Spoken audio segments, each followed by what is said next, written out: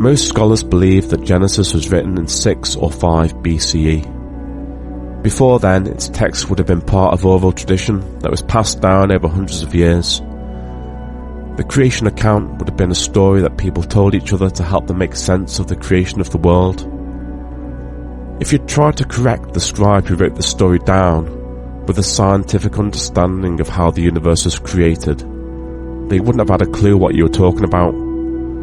They would have absolutely no frame of reference. You would have to explain the history of astrophysics to them, what a telescope was, who Professor Brian Cox is, who the 90s pop group D-Ream were, what a pop group was, what a synthesizer was, and what excellent 90s dance music sounded like. The only thing they'd understand is that Professor Brian Cox was a man who studied the stars, and he often got confused with an actor with the same name.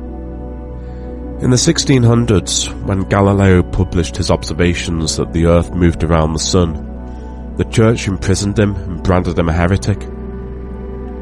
People living 400 years ago couldn't even begin to believe that that was a scientific possibility, and wrote it off as heretical madness because it was at odds with the Bible.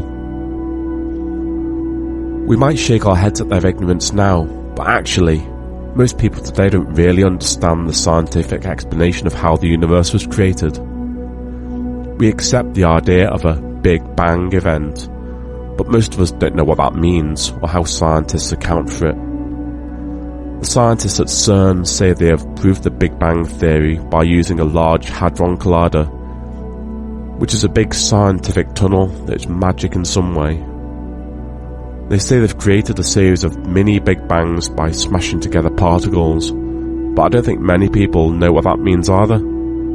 I can't tell you the size or volume of a mini Big Bang, or why the small and medium-sized hadron colliders were unable to prove the Big Bang.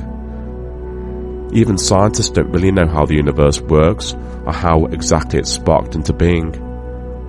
They can say they are confident of what happened, but so much of what they propose about the universe is theoretical. The universe is barely comprehensible to us, let alone to some flat earther in 5 BCE.